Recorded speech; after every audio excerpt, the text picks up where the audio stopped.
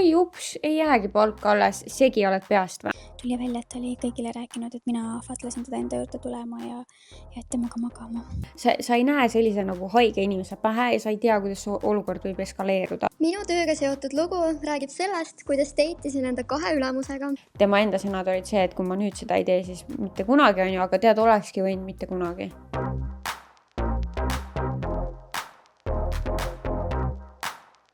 Hei, mina olen Kaisa ja sa oled kuulamas Kirstordil podcasti. Kuidas teil läheb? Sest et ma pean ütlema, et ma ootan täiega kevadet. Ilmad on kuidagi halliks jälle läinud ja tegelikult mul üldse sealt Sri Lankalt tagasi tulles tuli see mingi reisihoog peale, kus ma hakkasin uuesti läbi kammima igasuguseid pakettreiside pakkujaid. Ja ma olin mingi, oh my god, ma tahan kohe ära minna. Mulle ikkagi ei meeldi siin külmas. Ma nüüd olen natukene rahunenud ja ma loodan, et mind viib läbi selle halli ja pooleldi külma aja. Ma ei tea, mida enam külmaks nimetada. Praegu on ikkagi plussis need kraadid, aga igatahes, et mind viib läbi selle aja see, et ma tean, et ma aprilli lõpus peaksin minema reisile. Ma loodan, et see on nagu piisav motivatsioon. Aga kui mitte nüüd enam ilmast rääkida, siis minu võiduks on kindlasti see, et sellel nädalal ma veetsin mega toredad päevad oma väikse õega. Mul on siis 11-aastane õde ja me käisime shoppamas, me kokkasime koos, me tegime kunsti koos, vaatasime filmi ja lihtsalt mega mõnus ja tore oli. Ja ta ütles ka mitu korda, et nii tore päev oli. Nii et tundus, et talle ka meeldis. Ja sellised hetked, sellised päevad täidavad mu südant täiega. Ja jah, ma olen väga õnnelik, et mul on väike õde ja nooremad vennad ka. Aga nendega ma selliseid shopping päevasid ei tee. Ja siis teine teema, millest ma tahtsin rääkida, Bridgerton. Kas keegi on vaadanud? No keegi kindlasti. Aga mina alustasin nüüd siis mõned nädalad tagasi sellega, et ma vaatasin selle 4. hooaja need 4 episoodi ära, mis olid välja tulnud selleks hetkeks. Ma vaatasin need 1 päevaga ära. Ma olin mingi, oh my god, ma tahan kohe teada, mis edasi saab. Aga kuna 4 järgmist osa tulid alles 26. veebruaril välja, siis ma pidin ootama ja ma hakkasin seega 2. hooajast uuesti vaatama. Esimest hooaega minu arust ma olen juba 2 korda vaadanud, ehk siis ma tundsin, ma seda ei viitsi uuesti vaadata, aga ma hakkasin siis 2. hooajast uuesti vaatama. Ja siis nüüd ma vaatasin ära ka need 4. hooaja episoodi, mis nüüd välja tulid, siis need viimased 4. Vaatsin need ka 1 päevaga ära. Mulle nii meeldib see sari. Nagu mulle meeldib, et see on teistsugune ajastu. Mulle meeldivad sellised romantilised teemad. Ja kuidagi minu arust see on nagu väga hästi tehtud selles osas, et see nagu kogu aeg ootad, et kuidas see story nüüd edasi läheb. Et tõesti minu arust väga hästi tehtud sari.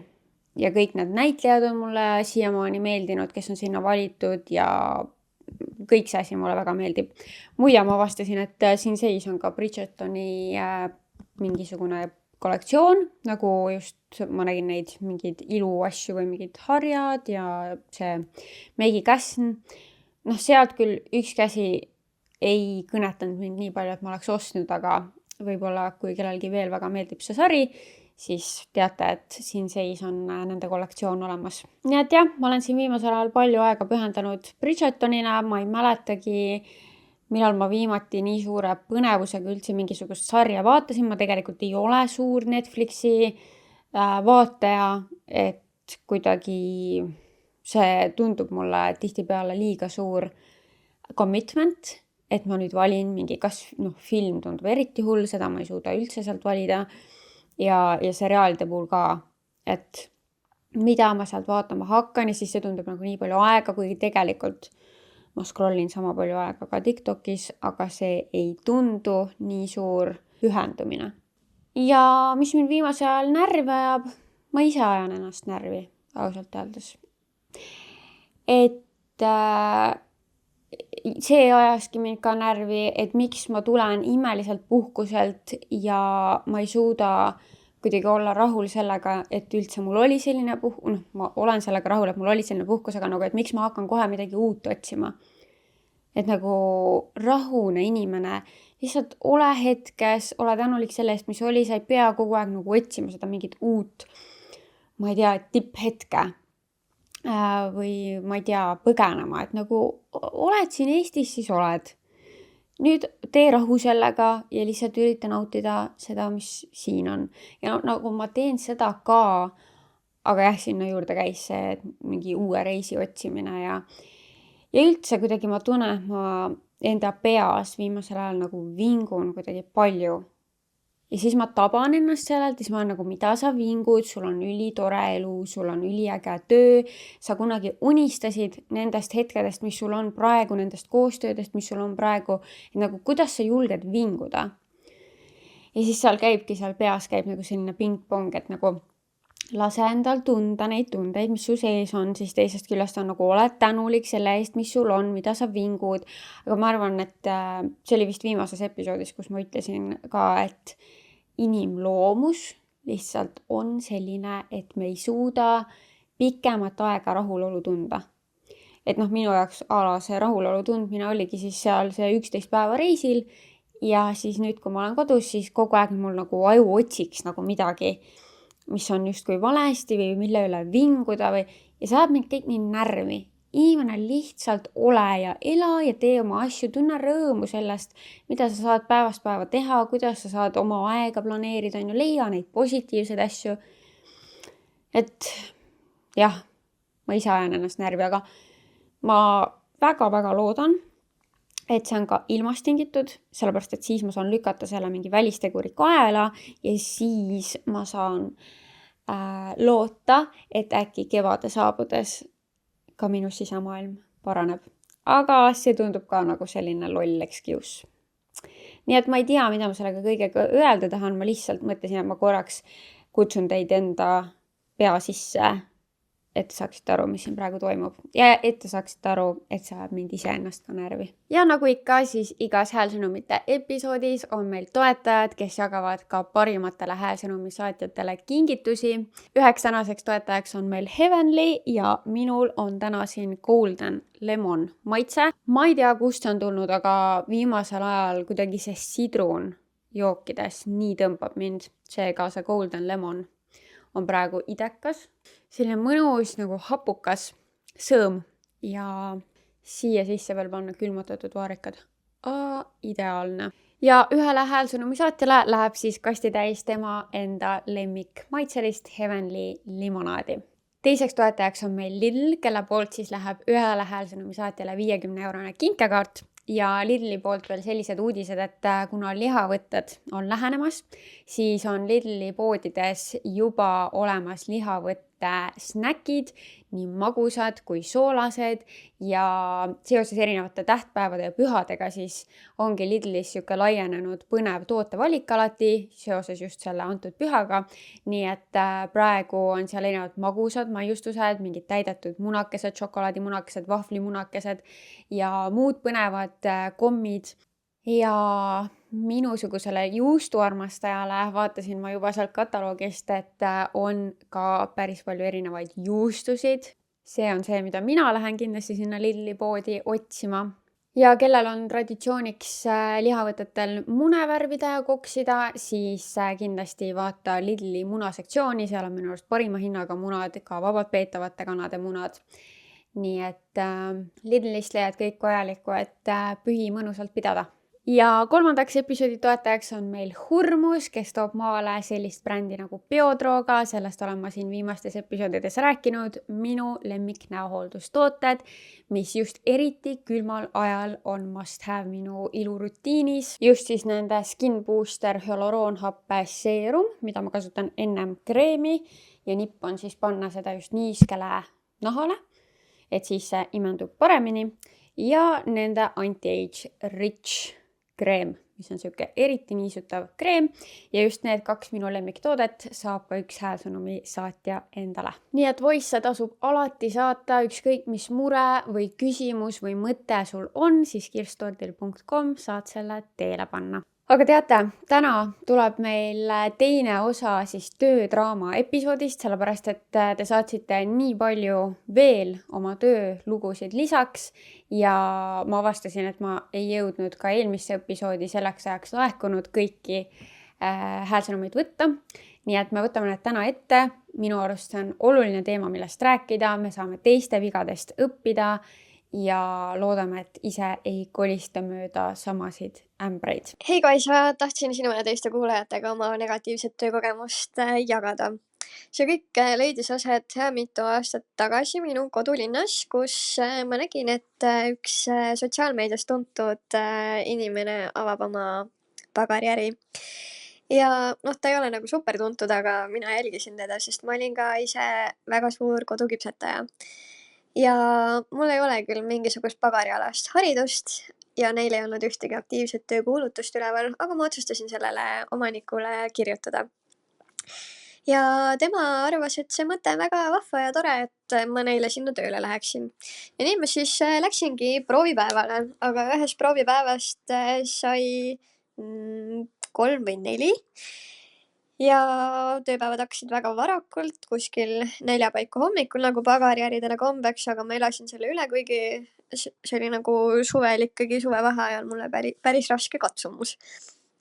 Tööpäevad olid ka üsna pikad, nii et väsimus oli juba siuke suht korralik tegelikult nende paari päevaga, aga siis ühel päeval tuligi see omanik minu juurde ja ütles, et tead, tegelikult mul oleks rohkem teenindajat hetkel vaja. Ja ma mõtlesin, et okei, et äkki mu oskused ei ole siis piisavad, mis absoluutselt võis ka nii olla, kuigi endiselt küpsetan ja kõigile väga meeldib, aga ju siis oli seal ikkagi mingi kiiks.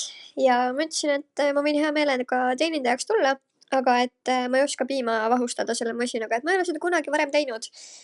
Et selle kohvi ma saan sealt käpamasinast tehtud, aga piima ma vahustada ei oska. Ta ütles, et see ei ole mitte mingisugune probleem. Ta õpetab mu koha peal välja, kõik on super hästi. Lasi mul siis ühe korra seda teha. Ütles, et kuule, et see ei tulnud sul hästi välja, aga et minu kohvioad ja kõik muu on nii kallis, et ära rohkem tee ka. Mõtlesin, et no selge, kui on nii, siis on nii. Päeva lõpus ütles ta mulle, et kuule, et ta ikkagi tahab kedagi rohkem kogenumat. Ja ma sain sellest ilusti aru, aga ma ütlesin talle, et kuule, et ma olen praegu nagu nädal aega su juures siin tasuta tööd käinud tegemas. Et kas sa ei arva, et ma oleks mingit tasu ka väärt? Ja selle peale ta oli väga kohkunud. Ta alguses küll lubas mulle, et ma saan ükskõik kui palju saiakesi tööpäevade jooksul süüa, aga tegelikult sain ma vist 1 saiakese, sest lihtsalt oma töötajatele tegelikult ei lubatud neid süüa. Ja ühel hetkel siis kandis ta mulle 50 eurot üle ja oli ise nagu super sillas sellest mõttest, et kuule, vau, vaata kui generous ülekande ma sulle tegin. Ja ma mõtlesin, et joh, ei tea. See oli küll mitu aastat tagasi, aga sellel hetkel nädala eest 50 eurot saada on ikkagi päris nukker.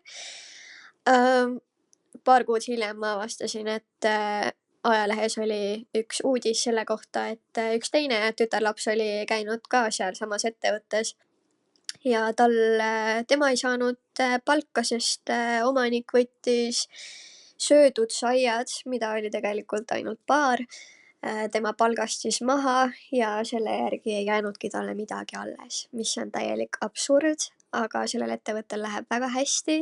See naine seal eesrinnas on nagu sotsiaalmeedias siuke kukununnu ja kõik on imetore ja inimesed käivad palavalt armastavad seda ettevõtet ja nad laienevad ka, mis on minu jaoks eriti nukker, sest tegelikult mul on nii ebameeldiv kogemus sellega ja ma tean, et tegelikult see naine on natukene siuke auahne ja ussike seespoolt. Et lihtsalt kahju, et selline kogemus mul temaga on. Oh my god, kes see on?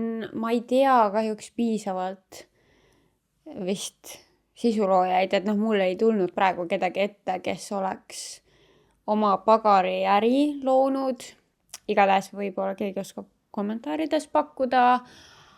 Aga issand, see on ju nagu mingi komöödia. Et et mingi me võtame su palgast su söödud saiakesed maha ja siis oi ups, ei jäägi palk alles, segi oled peast või? Ütleme, et see üks sai maksab, no ütleme 4 eurot, 5 eurot, paneme siis otsa isegi. Ja ütleme, et sa sõid 20 saiakest kuu jooksul. 20 korda 5 on 100 eurot. Kas see palk ongi 100 eurot? Ma ei usu. Igatahes väga ebameeldiv ja võib-olla ma eksin, nii et ärge võtke seda nagu 100% tõena, aga minu teada on proovipäevad üldse illegaalsed, nagu tasustamata proovipäevad. Tegelikult ei tohi neid üldse teha. Ja ma olen varemgi kuulnud sellest, et see on mõne ettevõtte taktika kutsuda palju noori, kes veel ei tea asjast midagi, ei oska enda eest seista, niimoodi proovipäevadele, et põhimõtteliselt nad katavad nagu mingi töötajate puuduse ära siis sellega, et nad kutsuvad piisavalt proovipäevalisi, kellele nad ei maksa mitte midagi. Ja see on õudne praktika, sellist asja ei tohiks teha ja üldse nagu minu arvates praegusel ajal sellist asja ei peaks nagu olema, et ma annan kellelegi oma aega terve päeva või siis siin selle loo puhul mitu päeva ja sa ei anna mulle vastu mitte midagi. Isegi saiakest ei saa. Et selline asi lihtsalt ei lähe. Tänapäeva maailmas on niimoodi, et kui sa võtad minu aega, siis sa pead selle eest nagu tasuma mulle. Et üldse, mitte isegi tänapäeva maailmas, minu arust on lihtsalt nagu inimlik, et kui ma sinu jaoks, sinu businessi jaoks midagi teen, siis sa pead maksma mulle.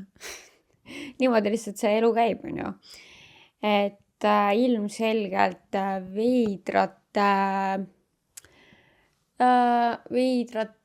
ma ei tea, käitumismustritega inimene, et kui sinul oli selline kogemus ja keegi teine ei saanud üldse oma palka kätte, siis mis kommentaar veel mingi minu kallid kohvioad. Väljaõpetamine on osa tööprotsessist. See ei ole mingisugune koht, kus olla ihnus koi. Minu kohvioad, millest sa räägid? Nagu segi oled peast või? Ma ei tea, ma lähen närvi selliste asjade peale. Igatahes väga hea, et sa sinna tööle ei saanud justkui siis. Kuigi ma arvan, et see oligi algusest peale nagu taktika, et sind lihtsalt nagu mitme erineva töökoha peal seal samas ettevõttes nii-öelda ära kasutada. Et kõigepealt sa aitasid seal nagu köögipoole peal ja siis ta veel kasutas sind ära 1 päeva klienditeenindajana ja alles siis ta otsustas, et ta ei vajagi sind, ei soovigi sind. Ma ei tea, väga ebameeldiv käitumine. Ja ma tahaks teada, kes see on. Saadan sulle enda jubeda tööloo. Olin just 18 saanud, kui läksin tööle Hiinakasse. Seal olid 2 kokka Indiast. Üks kokk oli nii-öelda põhikohaga ja temaga saime väga hästi läbi, tegime kogu aeg nalja ja siuke nagu tore oli koos. Aga vahepeal käis teisest restoranist asendamas teda üks teine kokk, kes mulle üldse ei meeldinud, sest ta oli alati siuke üleolev ja samas tegi mingeid nilbeid kommentaare. Üks õhtu oligi tema tööl ja hakkasime siis restot kinni panema ja läksin riietusruumi ning ta tuli mulle järgi. Küsisin, mida sa teed, et ma tahan riideid vahetada. Temaga tuli lähemal ja tahtis käperdama hakata, siis mõtlesin, et ära tee. Siis tule mulle külla ja veedame koos aega. Ma taas juba see nii närvi ja tõukasin teda, et lihtsalt lahti saada tast või nagu täiesti ära läheks. Siis ta kukkus sinna taha kastmetünni pihta ja kõik kaste läks laiali.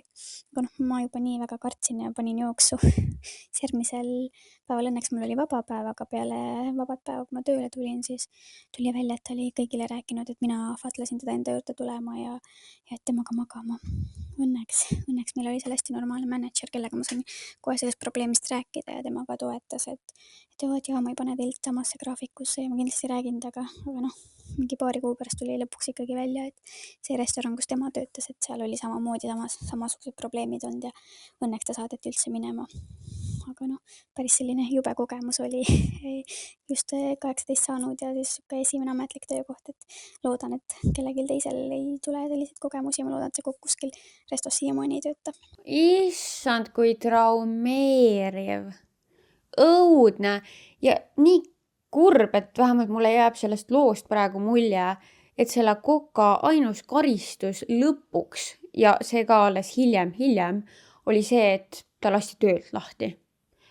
Sellised vennad tuleb anda politseisse ja noh, ma ei tea, ma loodaks, et seal ikkagi nagu annaks kuidagi mingit tõestusmaterjali või no üldse lõppkokkuvõttes, kui on mitu inimest, kellel on sarnane lugu rääkida, siis midagi vast ikkagi saab teha. Ma kahjuks ei ole seadustes piisavalt pädev, et nagu kindlameelselt midagi öelda, aga igal juhul ütlema seda, et selliste asjadega tasub minna politseisse, sellest tasub jälg maha jätta, sellepärast et kui seda mingit jälge ei ole, siis kahjuks võib ta sama rõõmsalt ilmselt mõnes muus restoranis edasi töötada.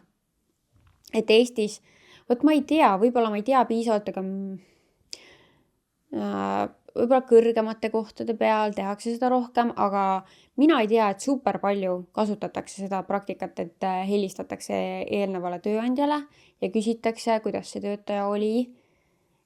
Aga võib-olla ma lihtsalt ei tea ja võib-olla seda tegelikult tehakse väga palju. Kui tehakse, siis on tore, sellepärast et siis sellisel juhul ma loodaks, et sellised probleemid tulevad ka välja. Aga mul jäi nagu sisse see nagu halb tunne, et ta ei saanud tegelikult piisavat karistust selle eest, et ta omavoliliselt naisi käperdab ilma igasuguse nõusolekuta lihtsalt nagu, sest et ta tahab. See on normaalne ja mulle väga kahju, et sul oli selline kogemus. Muidugi see, et talle see kaste veel peale kukkus, nii hea lihtsalt. Ja väga õigesti tegid, et ära jooksid sealt, sest sa ei tea, sa ei näe sellise nagu haige inimese pähe ja sa ei tea, kuidas see olukord võib eskaleeruda. Nii et väga hea, et sul oli see instinkt ja et sa minema jooksid. Et paraku me ei tea, kuidas see lugu oleks võinud muidu veel lõppeda. Hei Kaisa, mina mõtlesin, ma räägin sulle siuksest suurest küsimärgist, mis mul on tekkinud siis, kui ma tööl käisin. Põhimõtteliselt suvel ma töötasin klienditeenindajana kohas, kus ma puutusin kokku väga palju lastega, nagu igapäevaselt. Ja siis, kuna ma olen suht noor, siis iga kord, kui tuli mõni erivajadusega laps ja ma temaga siis suhtlema pidin, siis see tekitas mus alguses natuke hirmust, et tihti olid nad siuksed ettearvamatud ja tegid, võib-olla mõni laps tuli näiteks mulle hästi lähedale ja siis nad küsisid küsimusi, millele ma absoluutselt vastata ei osanud, aga ma proovisin ikkagi nagu võimalikult palju suhtuda teisse nagu kõikidesse teistesse, sest et neil ei ole ju mitte midagi viga, lihtsalt see hirm minu sees on see, millega ma harjunud polnud. Ja ühe korra tuli üks pere ja siis neil oli poeg, kellest ma siis alguses ma ei saanud aru, et tal oleks mingi erivajadus. Aga kui nad tulid maksma, siis ta nagu krabas hästi mu seda, millega ma piiksutan tooteid läbi. Ta nagu võttis selle enda kätte ja ta vanemad nagu ei keelanud teda ka. Ja ma olin siis nagu, ma ei hakka ju taga kurjustamas ja ma olin ka selleks, et kuule, et seda ei tohi nagu kätte võtta, et palun tagasi, ta nagu absoluutselt ei kuulanud mind. Ja nagu lihtsalt nagu mingi minut aega, mul on järjekord taga, ta lihtsalt mängib sellega ja nagu ei taha seda mulle anda ja vanemad nagu lihtsalt mitte midagi ei tee. Et nagu sellest, mis küsimärk minust tekkis, oligi see, et miks nagu vanemad antud olukorras midagi ei tee, kui nad näevad, et noorel inimesel on ka nagu ebamugav. Et ilmselgelt nad ei tea, et see on minu jaoks nagu uus olukord. Aga nagu võiks ju natuke siis nagu aimata, et nagu kui sa teed sellist asja ja mul on nagu järjekord on taga, kõik teised inimesed ka ootavad, siis võiks ju natuke nagu aru saada, et võiks seda last siis natuke nagu keelata või mis sina arvad? Jaa, tead, ma arvan, et siin isegi niivõrd palju ei mängigi rolli see, et kas sellel lapsel oli erivajadus või isegi kui ei oleks olnud, siis see on olukord, kus minu arvates vanem peab sekkuma. Kui sinu laps avalikus kohas käitub sobimatult, isegi kui tal on erivajadus, siis sina ju vastutad selle lapse eest, sina tead kõige paremini, kuidas oleks nüüd õige käituda niimoodi, et see olukord või see ebameeldiv olukord lõppeks. Ehk siis sa lapsevanemana minu arust ei peaks kunagi ootama mingilt võõralt inimeselt, kui see just ei ole lasteaiaõpetaja näiteks, sa ei peaks ootama, et nemad distsiplineerivad su last. Sellepärast, et esiteks sa ju ei tea, kuidas see võõras inimene distsiplineeriks su last, kas sulle sobiks see, võib-olla mõni kärataks kõvema häälega, paljudele vanematele selline meetod ei sobi. Ehk siis selleks, et üldse vältida kogu mingisugust ebamäärasust ja üldse mingeid eskaleeruvaid olukordi, siis lapsevanem peaks sellega tegelema, nii et igal juhul siin ei olnudki sinul nagu midagi teha ja see oligi see koht, kus minu arvates ka lapsevanem oleks pidanud nagu sekkuma. Väga imelik, et nad seda ei teinud. Mulle tundub kohati, et see on selline, ma ei ole ise lapsevanem ja võib-olla ma kunagi mõtlen teisiti, ma ei tea. Aga mulle tundub, et see on lack of awareness. Kuidagi, et kas sa siis ei suuda ümbritsevat keskkonda piisavalt endale teadvustada, et aru saada, et sinu laps praegu nagu lõppkokkuvõttes häirib ka teisi inimesi, sellega, et siis näiteks järjekord peab kauem ootama, sest sinu laps on otsustanud kuidagi käituda mingil viisil, on ju. Nii et jah, seal ei olnud viga sinus. Aga ma arvan, et selline töökogemus kindlasti rikastab maailmavaadet ja kasvatab sind inimesena. Nii et ma usun, et see töökogemus andis sulle päris palju juurde. Hei Kaisa! Minu tööga seotud lugu räägib sellest, kuidas deitisin enda 2 ülemusega. Kui ma läksin uude ettevõttesse tööle, siis jäi mulle koheselt silma mu otsene ülemus. Me puutusime igapäevaselt kokku ning saime ka sõpradena väga hästi läbi. Ta meeldis mulle väga ning tundus, et mina meeldisin talle ka, kuid ma sain talt ikkagi hot and cold signaale.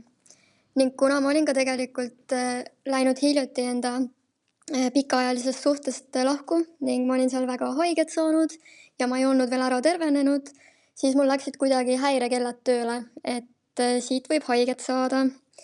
Ja lülitame nüüd enda emotsioonid välja ja hakkame ainult fun'i otsima.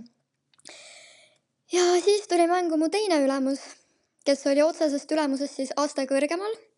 Ta töötas välismaa filiaalis ning käis umbes kord kuus Eestis. Ja peale üht firmapidu me siis lõpetasime temaga öö koos. Ning olgu öeldud, et ta oli abielus ning isa. Ja kuna ma sel hetkel olin noorem, siis mu moraalne kompass lubas mul olla armukene siis. Et nüüd vanema ja targemana ma ilmselgelt sellist asja heaks ei kiidaks ega mitte kunagi enam ei teeks, aga eks me kõik peame enda vead ära tegema. Ja see teema siis kestis mõned kuud. Ja siis me sattusime selle esimese otsese ülemusega koos tööreisile, kus me esimest korda rääkisime nagu pikemalt ja sügavamalt ning meil käis väga klikk ära, et me ikkagi sobime päris hästi kokku. Ja tagasi Eestisse tulles me siis deitisime, käisime üksteisel külas ja nii edasi. Ja vahepeal siis see välismaa ülemus käis ka jälle kord kuus Eestis ja soovis minuga kokku saada ja iga kord siis mõtlesin mingi vabanduse välja. Aga lõpuks me siis läksime selle otsese ülemusega ametlikult suhtesse. Ja siis ma ka rääkisin sellele välismaa ülemusele kõik ära ja nemad mõlemad siis teadsid ka üksteisest ja kuna neil olid miitingud vahepeal koos, siis need kiskusid päris pingeliseks. Aga lõpuks andsime mu otsese ülemusega koos lahkumisavaldused sisse, kolisime välismaale ja nüüdseks me oleme kihlatud ja õnnelikumad kui kunagi varem. Mul on mitmeid mõtteid. Võib-olla ma olen liiga karm, võib-olla ma olen ise liiga vähe mingisuguseid situatsioone oma elust läbi elanud, et ma ei suuda mõista sellist käitumist. Aga isegi noorena oli minu peas küll nagu väga selgelt see, et abielu mehega ma kunagi ei sehkendaks. Ma ei tea, see tundub lihtsalt nagu nii vale. Mingi lapsed veel ja et nagu ma saan aru, et see tundub ilmselt siis nagu selles hetkes nagu kauge probleem, et ta elab kuskil teises riigis, ta on mingi, ma ei tea, päevaks või paariks on siin ja siis umbes nagu teeme, mis tahame, aga jube vale igatahes tundub see mulle. Ja teine suur mõte, mis mul on see, et kuidas sa nii vabalt nagu kohe mitme ülemusega üldse mingit teemat tahtsid või kuidagi nagu ma olen alati mõelnud, et ei ole hea kuskil töö juures kellegagi hakata nagu semmima, sellepärast et see ainult raskendab see võib raskendada su elu, et juhul kui asi ei toimi, siis nagu kas sa pead siis töölt ära minema või nagu see on awkward. Ja üldse kuidagi nagu see töö ja eraelu miksimine sellises kontekstis ei tundu nagu väga tark mõte. Ja nagu sa lausa 2 erineva ülemusega otsustasid seda teha, et kas siis tõesti nagu see selline mingi tõmme oli nii tugev või kuidas see asi nagu jõuab sinna maale? Mul on sellest kõigest väga raske aru saada, nagu sa näed ilmselt. Aga ei noh, selles suhtes lõpp hea, kõik hea, kihlatud, tulite mõlemad sealt ära. No tore. Sest jah, ma jäin korra mõtlema, et noh, et kas see on nagu, et kas see on minust nagu kahepalgeline öelda, et noh, et ei ole tark ennast nagu kellegagi töö juures siduda, on ju, romantilises mõttes, aga samas ma ise olen leidnud päris palju sõbrannasid just niimoodi töökohtadest. Aga mulle tundub, et ikkagi seal on päris suur vahe, sellepärast et sõprussuhted, noh, kuigi nad võivad ka väga hapult lõppeda, siis ütleme, see võimalus on väiksem, et su sõprussuhe lõpeb väga kuidagi traagiliselt, aga romantiline asi, sellel tundub nagu olevat suurem võimalus lõppeda kuidagi halvasti. Ma ei tea, lihtsalt korra jäin mõtlema, et jah, et ega kui sul kellegagi klapp tekib, noh minul siis on just nagu naiskolleegidega tekkinud väga hea klapp ja nii mõnedki mu sõbrannad, kes praegu mu elus ongi tulnud nagu erinevatest töökohtadest. Et noh, et ju siis see võib nagu samamoodi siis olla ka vastassugu poolega, et sul tekib lihtsalt tõesti nii hea klapp ja võib-olla kui see tunne on seal sees nii tugev, siis tõesti sa selles hetkes ei mõtle, et aga ta on mu ülemus või mu töökaaslane ja ma ei tohiks, sest et mis siis, kui see läheb halvasti, et noh, sa võib-olla ei mõtle siis selles hetkes kõiki neid mis siis või nagu sa ei mõtle tagajärgedele. Aga noh, kui ma peaks mingisuguse soovituskillu andma, siis ma isiklikult ikkagi pigem ei soovitaks ka neid romantilisi suhteid töökohast otsida, sest seal on võimalus, et see ei lõppe hästi. Hei Kaisa! Esiteks väga ägedat asja teed, keep going girl. Aga minu tööklatš või kost töölt on see, et minu endine otsene ülemus, kes nüüd on minu praeguse otsese ülemuse ülemus, ühesõnaga mingit sorti supervisor, naisterahvas. Ja mine pekki, kus ta haiseb kuse järgi. See on lihtsalt nii rõve. Iga kord, kui on mingi koosolek või ühises ruumis viibimine, siis kui tema seal ruumis on, siis see lõhn on välja kannatamatu. Ma olen täiesti kindel, et kõik teavad seda, kõik näevad, tunnevad seda ja mitte keegi ei julge talle öelda. Ja kahjuks ei ole tal plaanis ka töölt lahkuda, nii et me kõik peame kannatama. Oh my god, tead, mis minu esimene mõte on või? Et äkki, kuna sa ei öelnud siin, et sa oled konkreetselt kellegi teisega rääkinud sellest, ehk siis sa ei tea kindlalt, et kas kõik tunnevad täpselt seda sama haisu, siis minul tekkis mõte, et äkki ta kannab mingisugust parfüümi, mis sinu lõhnaretseptorite jaoks on nagu kuusehais. Ja noh, võib-olla ka mingite teiste inimeste jaoks, aga tema ise ei tunne seda nii. Seepärast, et minu arust lõhnadega on mingi teema. No kas või võtame maitse poolest see, oh my god, mitte petersel, kuigi minu arust petersel on sama maitsega, mis see asi, mida ma tahan öelda. Vist koriander on see, mis ma mõtlen. Igatahes see maitsetaim, mis mõndade inimeste jaoks maitseb nagu seep ja teistele inimestele see väga meeldib.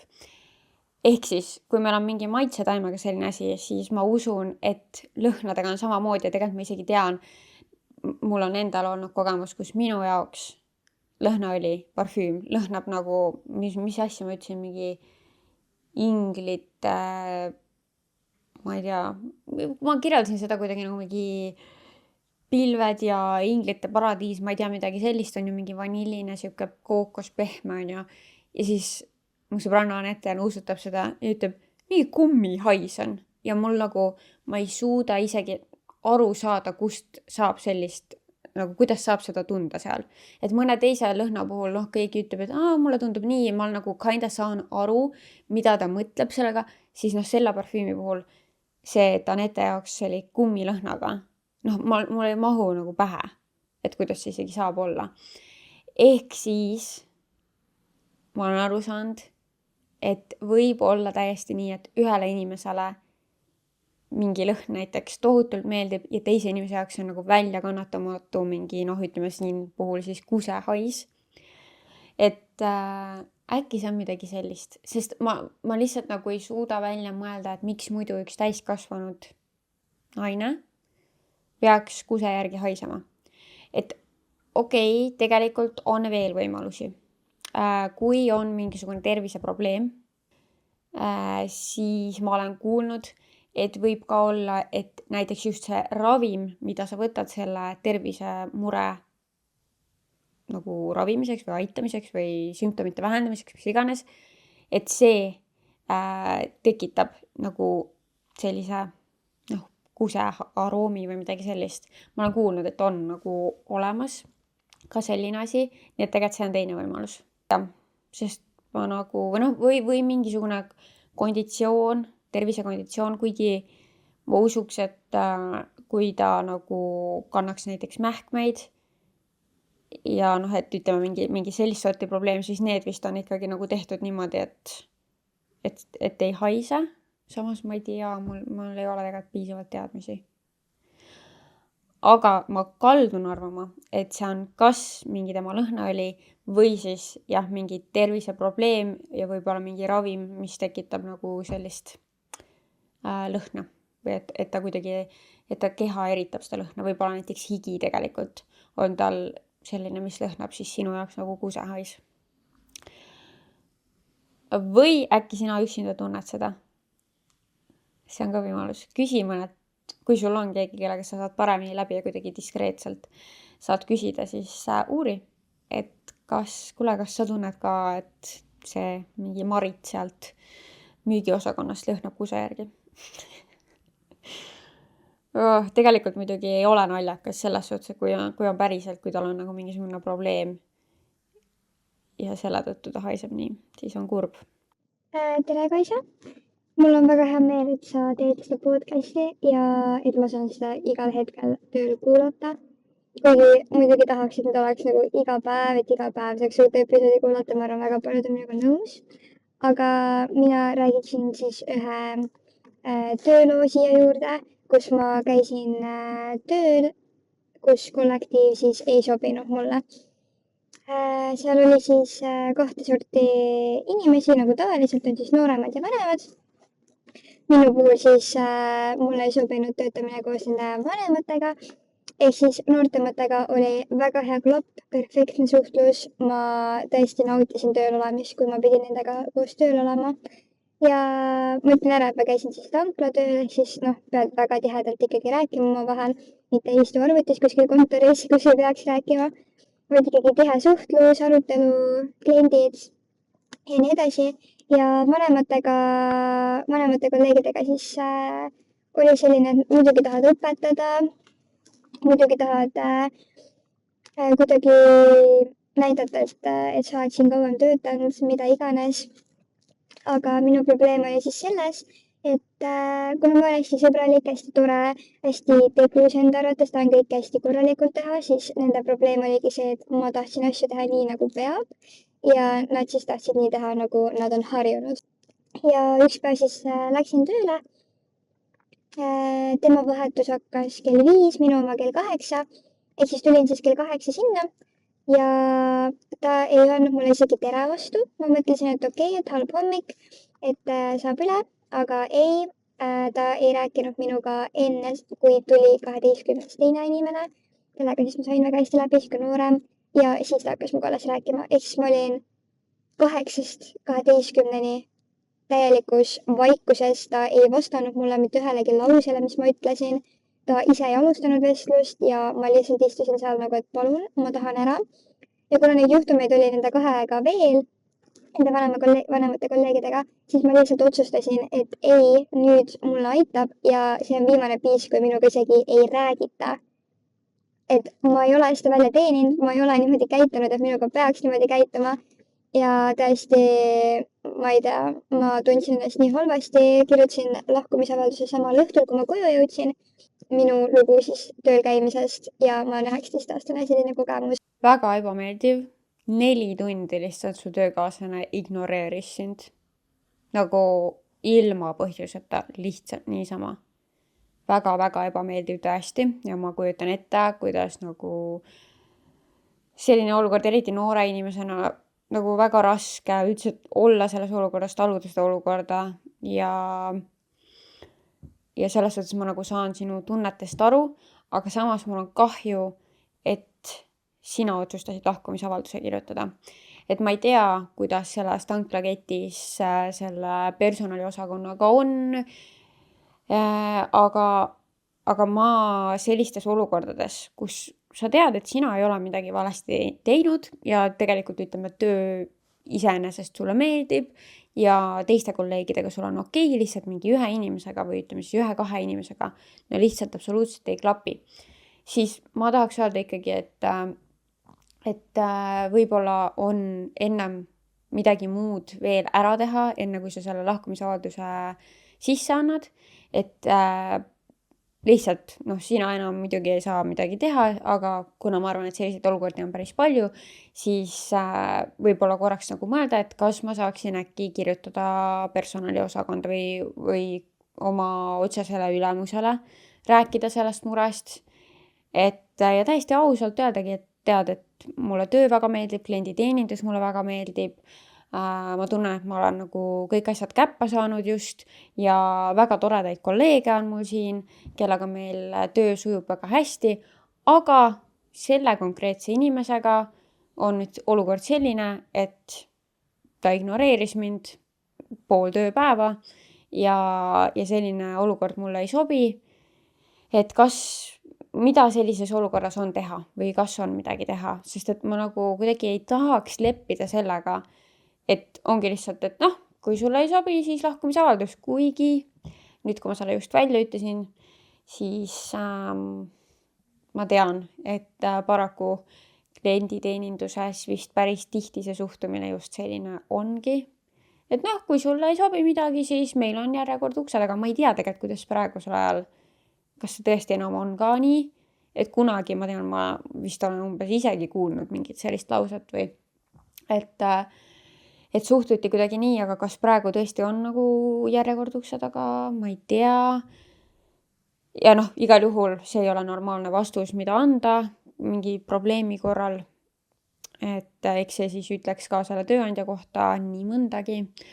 Aga jah, et tegelikult on nagu kahju see, et sina nagu kaotasid justkui selles olukorras, selles suhtes võitsid, et sa ei ole enam selles ebameeldivas olukorras ja ma usun, et sul ei olnud probleemi uue töökoha leidmisega, aga selles suhtes ikkagi sa kaotasid, et sulle ju töökoht muidu meeldis ja tegelikult sinuga käituti valesti ja siis sina otsustasid ära minna. Et tegelikult see teine inimene oleks pidanud kas väga tugevaid korrektuure oma käitumises tegema või siis lahkuma.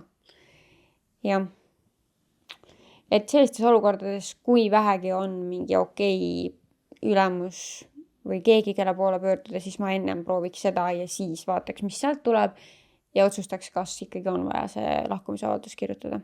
Hei, mul pigem on nüüd selline pigem arutlev teema, et kas teised arvavad või sina arvad sellest, kuna sa ise teed praegu siukest natukene mitte tavatööd nii-öelda, aga sa oled teinud kontoritööd, nagu ma vist tean, siis mida teised inimesed ka arvavad sellest, et sa õpid midagi päris pikalt, mingi mitu aastat, nagu tegin ka mina, ehk siis on sul kas siis bakalaureus või on juba kõrgem kraad ja sa oled kulutanud selle nii palju aega, võib-olla ka raha motivatsiooni ja kui sa oled ka selline nagu mina, kes on nagu perfektsionist ja tahab, et teha kõik väga hästi ja olla omas alas nagu noh, saada kõrgemaks ja kõrgemaks, siis võib-olla sul tuleb ka burnout või ka ühesõnaga jah, et sa paned sinna ju alla nii palju.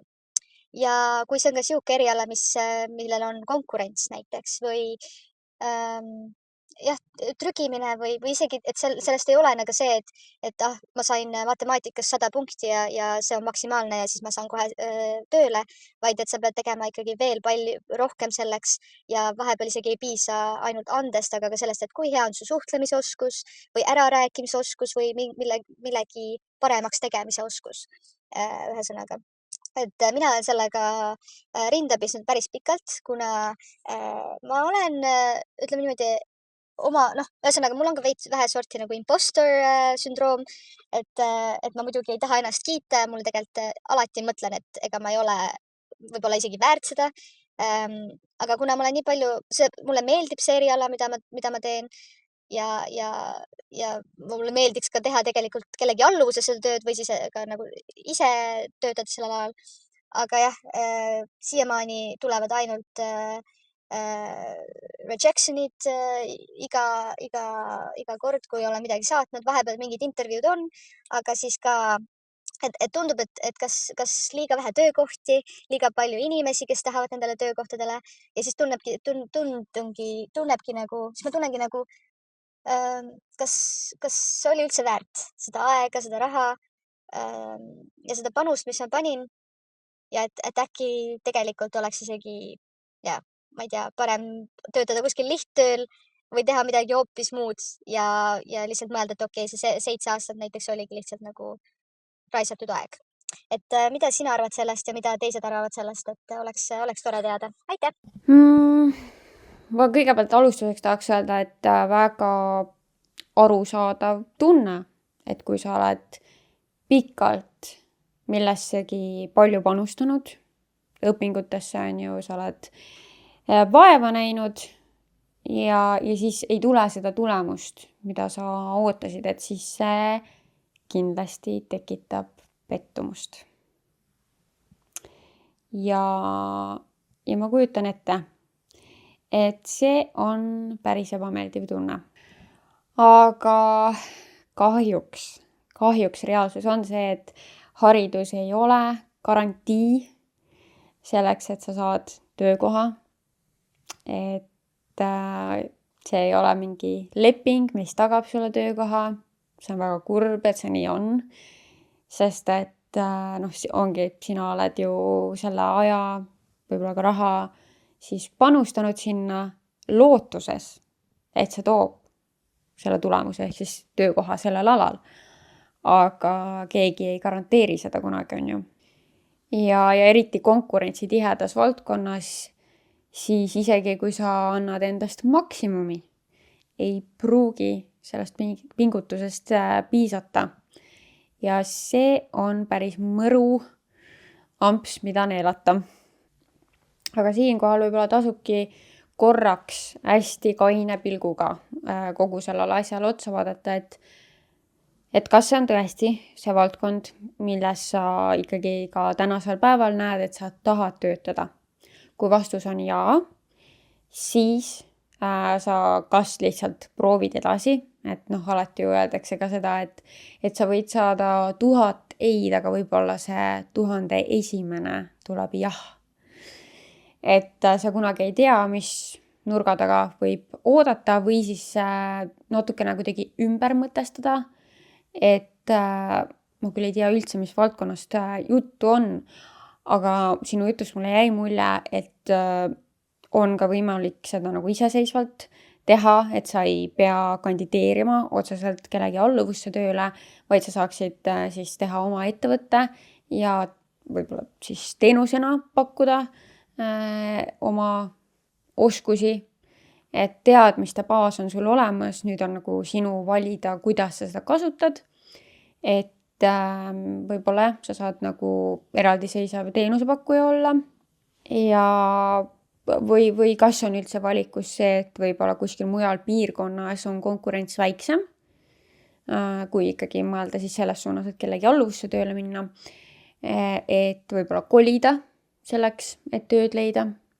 või äkki kuidagi, jällegi, kuna ma ei tea üldse, mis valdkonnast juttu on, siis et äkki saab kuidagi kastist väljaspoole mõelda, et äkki sa saad üldse kuidagi mingis teises valdkonnas ära kasutada neid teadmisi, mis sul on selles valdkonnas. Et kuidagi nagu ümber nurga või natuke teises võtmes oma seda haridust ära kasutada. Et äkki on veel mingisugune nurk, millele sa ei ole mõelnud. Et ega ma muud ei oska öelda, aga jah, ma olen kunagi ise samamoodi tundnud, et sain oma kõrghariduse kätte ja töö leidmine ei olnud üldse lihtne ja ma olin päris pikalt töötu. Et sellest me kunagi Kaisaga taskusõbrannades ka rääkisime pikemalt, me olime koos töötud ja temal ka haridus olemas, aga ometi ei olnud üldse lihtne seda töökohta leida ka siuke turundusvaldkond, mis on väga konkurentsitihe. Ehk siis me pakkusimegi ise teenust, et tegime ühele salongile sotsiaalmeediat ja üritasime kliente veel leida, sellega meil küll väga hästi ei läinud. Siis me tegime vahepeal müügitööd koos ja siis lõpuks ikkagi leidsime kumbki nagu oma tee veel eraldi. Ja siis jälle koos ja ühesõnaga, et võib-olla kandideerida edasi, proovida, aga samal ajal äkki ka mingit oma asja hakata ajama. Ja klišee öelda, aga lõppkokkuvõttes juhtuvad kõik asjad põhjusega ja ju siis on millekski vaja praegu seda raskemat perioodi, et sa jõuaksid selleni, mis päriselt on sinu jaoks mõeldud ja paneb silma särama. Vähemalt nii meeldib mulle mõelda. Ja ma arvan, et võtame tänase viimase. Tere, Kaisa! Räägin ka ära ühe väga ebamugava loo, mis mul enda ülemusega juhtus. Ma olen pidanud väga varasest east saadik ise tööl käima, ise endale raha teenima ja ma olen seetõttu sattunud kollektiiviga inimestega, kes on minust kas 2 või 3 korda vanemad. Aga meie koostöö on alati väga hästi sujunud ja seda eriti enda viimases töökohas, kus ma tundsin, et mulle anti väga palju vastutust, ma sain väga palju enda arvamust avaldada ja minu arvamust võeti ka kuulda.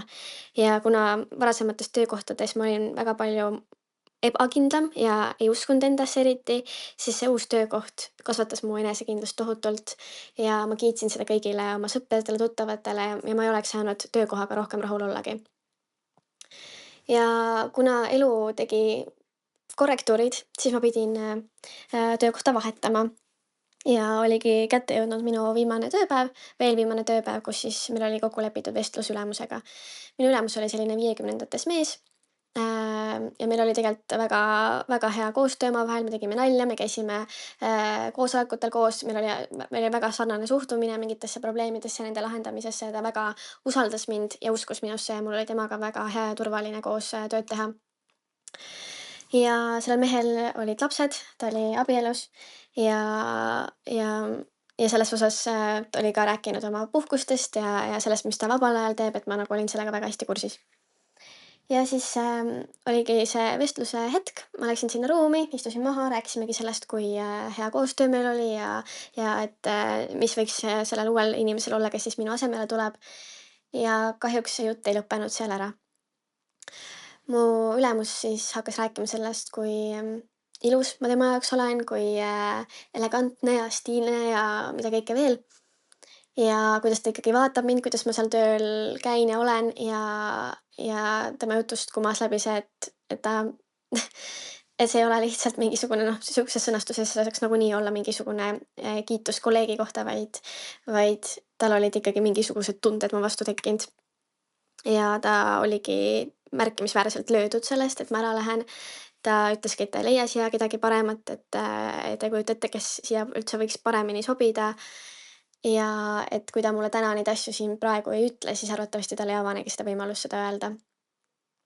Ja see kogu vestlus oli minu jaoks lihtsalt nii ebamugav, et ma lihtsalt lootsin, et see asi saab ruttu läbi. Ma proovisin seda viia tagasi töistamatele teemadele, jääda selliseks neutraalseks. aga ta lihtsalt ei läinud sellega kaasa, ta jätkas selliste komplimentide ja asjade ütlemist, vaatas mulle väga selliselt armunud pilguga otsa ja ma lihtsalt ei suutnud muud teha, kui maha vaadata ja loota, et see asi saab lihtsalt läbi. Ja kui selle vestlus lõpuks lõppes, siis ma kõndsin sealt ruumist välja, ma tahtsin helistada kohe oma sõbrannale, sest ma lihtsalt ei suutnud seda enda sees hoida, mu käed värisesid, mul oli reaalselt füüsiliselt halb olla. Ja kuna see tööpäev ei olnud veel läbi saanud, siis ma pidin tema lähedal edasi istuma, meie lauad olid väga lähestikku. Ja ma lihtsalt tundsin, et ma tahan sealt, ma ei suutnud selle päeval mitte mingit tööd rohkem teha, ma tahtsin lihtsalt sealt minema minna. Ja viimasel päeval ma saatsin veel meili oma töökaaslastele, et öelda, kui tore mul nendega oli ja tänada neid koostöö eest. Ja siis mu ülemus vastas sellele meilile, ta ei pannud koopiasse ühtegi minu töökaaslast, kolleegi. Ja ta ütles sedasama, et ta jääb mind väga igatsema, et ma olen ikkagi nii tore ja ta soovib mulle kõike head ja ta tahab, mida kõike veel ta mulle seal ütles, see meil oli ka minu jaoks väga ebamugav, aga ta oli nagu neutraalsem kui see jutt, sest et arvatavasti sellisest kirjast jääb ikkagi, sellest kirjast jääbki jälg maha, on ju. Ja see tegi minu jaoks kogu selle kogemuse nii halvaks, sest et ma tundsin esimest korda, et ma sain olla enesekindel, mind kuulati, mulle anti vastutust. Ja siis see lõppes ikka sellega, et mingi meesülemus arvab, et ma olen lihtsalt ilus ja kena tüdruk. Ja ma lõpuks ei saanudki aru, kas ma siis päriselt tegin oma tööd hästi või ma lihtsalt meeldisin talle. Ja see tegi mulle lõppkokkuvõttes väga-väga palju haiget ja jäi minuga päris kauaks.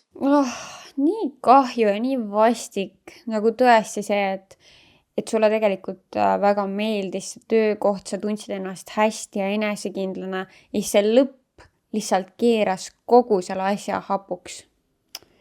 No tõesti, see mees oleks võinud keele hammaste taga hoida ja noh, et ma ei tea, mida sa nagu loodad. Et kui sul on pere, sa räägid mulle oma puhkustest perega, lastega ja siis nüüd nagu siin lõpus hakkad mingit iba ajama, no mida sa arvad, et kuhu see viib? No jah, tema enda sõnad olid see, et kui ma nüüd seda ei tee, siis mitte kunagi on ju, aga tead, olekski võinud mitte kunagi. Et see tegi ilmselgelt palju rohkem kahju kui kasu, tema ei saanud ju sealt ka seda, mida ta sealt siis ilmselt soovis ja sinule tegi see ka lõppkokkuvõttes väga palju haiget ja kahju, nii et kurb kuulda, et selline kogemus. Aga ma kuidagi tahaks ikkagi julgustada, et kui sina tundsid ennast ka sellel töökohal hästi ja sulle see töö iseenesest meeldis, et võib-olla sa ikkagi suudad kuidagi nagu eraldada selle töökogemuse sellest ebameeldivast lõpust. Et ma usun, et sa olidki oma töös hea ja lihtsalt see on nagu täiesti eraldiseisev asi, et sellel ülemusel sinu vastu tunded tekkisid ja need kaks asja nagu ei ole omavahel seotud. Et ma tahaks mõelda nii. Aga on aeg jagada auhindu. Esimene, kes mulle pähe tuli, see lühike, aga minu arust huvitav voice, mis oli siis töökaaslase kohta, kes haiseb kuse järgi. Et see oli lihtsalt huvitav arutelu ja sinule ma annaksin siis Biodroga näohooldustooted. Siis meil oli see pagarikoja lugu, kus sa said 50 € lõpuks oma, ma ei tea, mitme proovipäeva eest. Sinule ma saadaksin kastitäie Heavenlit. Ja 50 € Lidli kinkekaardi annaksin sellele häälsõnumi saatjale, kes töötas tanklas, kus kahjuks vanemate kolleegidega läbisaamine oli kehv. Nii et sinule siis Lidli kinkekaart. Ja suur aitäh kõigile, kes jagasid. Kui tuleb veel meelde kellelgi oma mingisugune töödraama, tööklatš, mingisugune haige lugu, siis igal juhul võib saata, kes teab, äkki meil tuleb siit veel 3. episood kokku, et tõesti põnevad lood on ja ma arvan, et ka omajagu ikkagi õpetlikud. Nii et mina hea meelega kuulan veel teie töölugusid, et kellel on veel, siis saatke aga kirstordil.com ja ükskõik mis lugu sul tegelikult millal iganes pähe tuleb, siis igal ajal võid kirstordil.com lahti lüüa ja oma mõtted mulle teele panna. Ma väga hindan teid, kes te sinna saadate oma voice ja suur aitäh ka kõigile, kes iganädalaselt kuulavad. Et kui sulle tõesti see podcast väga meeldib, siis kindlasti soovita oma sõbrannadele, sõpradele ja mulle väga meeldib ka näha, kui te sotsiaalmeedias jagate, et mis ajahetkedel, mida tehes te parasjagu Kirstordil podcasti kuulate, et jagage ikka, et see on minu jaoks ka väga innustav ja mulle alati meeldib näha. Nii et aitäh teile kõigile ja kuuleme, näeme järgmises episoodis. Tšau!